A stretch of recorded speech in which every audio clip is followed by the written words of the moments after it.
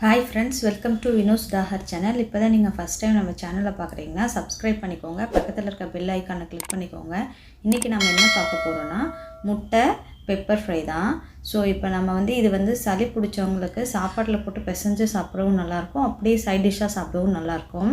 First ஒரு கடாய் எடுத்துக்கோங்க, அதில் தேவையான அளவு எண்ணெய் ஊற்றிக்கோங்க. எண்ணெய் நல்லா காஞ்சதும் கடுகு ஆட் பண்ணிக்கோங்க. கடுகு ஆட் பண்ணி கடுகு நல்லா பொரிஞ்சதும் நம்ம கருவேப்பிலை ஆட் பண்ணிக்கலாம். கருவேப்பிலையும் நல்லா பொரிஞ்சதும் நம்ம பச்சை மிளகாய் ஆட் பண்ண போகிறோம். ஒரு 2 பச்சை மிளகாயை கீறி விட்டு ஆட் பண்ணிக்கோங்க.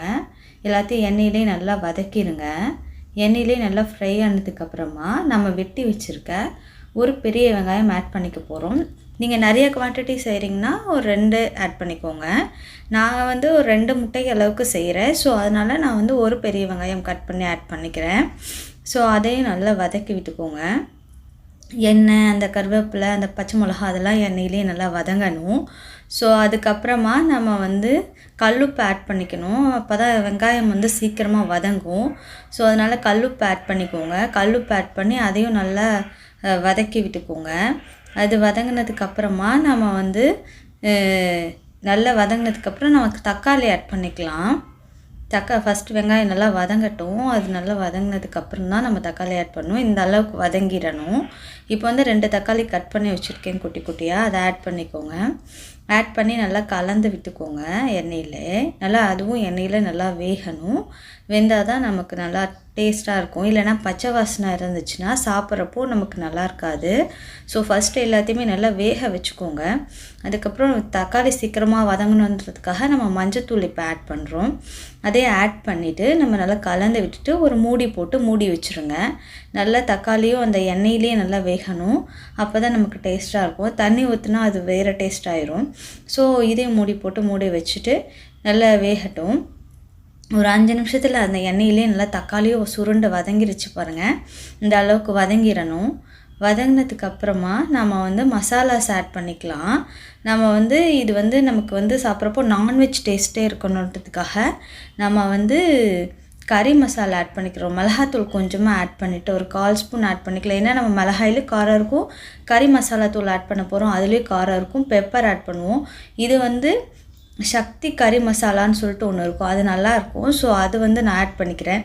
ஏன்னா இது நமக்கு நல்ல நான்வெஜ் டேஸ்ட்டே கொடுக்கும். நம்ம நான்வெஜ் சாப்பிடாத அன்னைக்கு நமக்கு சாப்பிட்ணுன்னு தோணுச்சுன்னா இந்த மாதிரி நம்ம ட்ரை பண்ணால் நல்லாயிருக்கும்.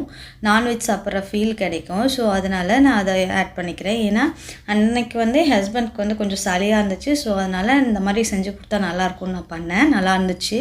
ஸோ அதனால் இந்த ரெசிபியும் கூட ஷேர் பண்ணிக்கிறேன்.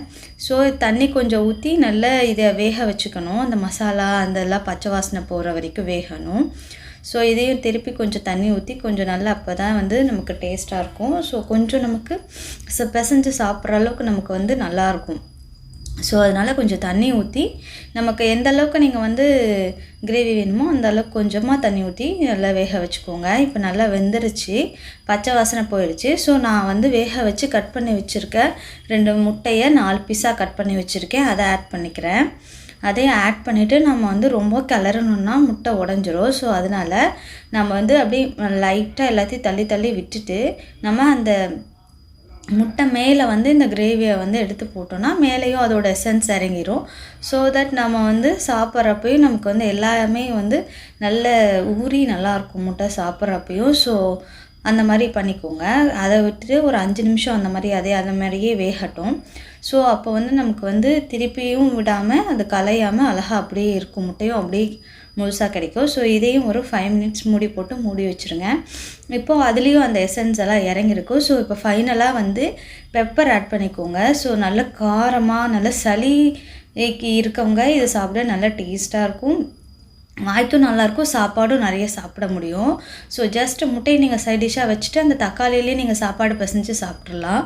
அப்புறம் இல்லை ரசத்துக்கு கூட சைட் டிஷ்ஷாக வச்சு சாப்பிட்லாம். ஸோ அதையும் நல்லா பெப்பரோடு இருக்கிறதையும் நல்லா கலந்து விட்டுக்கோங்க. அதை ஜஸ்ட் 2 நிமிஷம் அதிலே இருக்கட்டும். அப்படியே திருப்பி போட்டு கலந்து விட்டிங்கன்னா உங்களுக்கு முட்டை பெப்பர் ஃப்ரை ரெடி ஆயிரும். உங்களுக்கு இது எப்படி வேணால் வச்சு சாப்பிட்லாம். சைட் டிஷ்ஷாகவும் சாப்பிட்லாம், தனியாகவும் தொட்டும் சாப்பிட்லாம். So thank you for watching. Try பண்ணிவிட்டு எப்படி இருந்தது